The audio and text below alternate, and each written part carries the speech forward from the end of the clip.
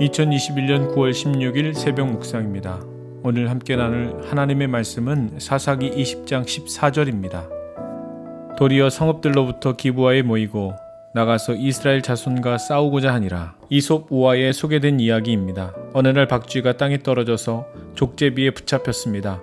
박쥐가 살려달라고 애원하자 족제비가 말하길 새들은 우리의 적이니 너를 살려줄 수가 없다고 말했습니다.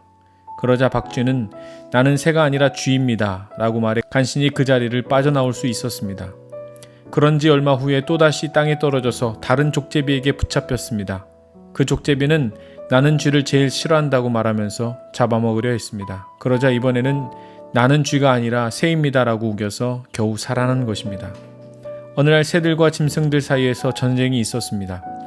새들은 박쥐가 자기 편이 되어주길 간청했고 짐승들 역시 박쥐가 자기네 편이 되어줄 거라 생각했습니다. 그러나 박쥐는 잘못 편들다 혹시 낭패나 보지 않을까 생각했고 새에게는 짐승이라고 짐승에게는 새라고 발뺌했던 것입니다. 결국 박쥐는 두 곳에서 모두 박대를 받게 된 것입니다. 오늘 본문 레위인이 그의 첩의 시체를 12토막 내어 이스라엘 전역에 보낸 후에 비롯된 말씀입니다. 레위인의 첩을 융간하고 살해한 기브아 사람들의 악행에 대해서 이스라엘 지파 총회는 심판하기로 결심합니다. 그래서 베냐민 지파에게 불량한 기브아 사람들의 이야기를 알렸고 그들을 내어줄 것을 요청했습니다.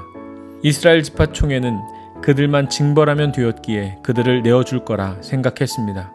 그러나 베냐민 지파는 불량한 사람들이 저지른 죄의 심각성을 부정하고 오히려 자기 지파 사람이란 이유로 그들의 편을 들었던 것입니다.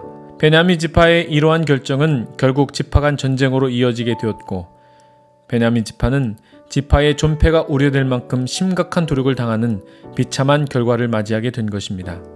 사랑하는 성도 여러분, 어떤 이유로든 죄에 대해 편들지 말아야 하겠습니다. 또한 죄 짓는 일을 묵인하거나 더 이상 죄인으로서는 살아서는 안 됩니다.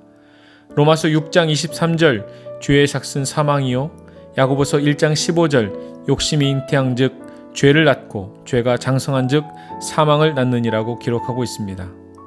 죄를 통해서는 어떤 선한 것도 열매 맺을 수 없습니다. 그러므로 죄를 분별할 수 있도록 성령 충만하여야 합니다. 성령 충만은 무엇입니까? 예수님을 마음에 모시길 원합니다. 예수님을 내 마음에 모셔 그분의 생명으로 살면 그 어떤 죄도 들어올 자리가 없습니다. 오늘도 죄가 우리의 육신을 지배하지 못하도록 예수 생명으로 살아가는 은혜가 저와 여러분에게 있기를 주님의 이름으로 기도합니다.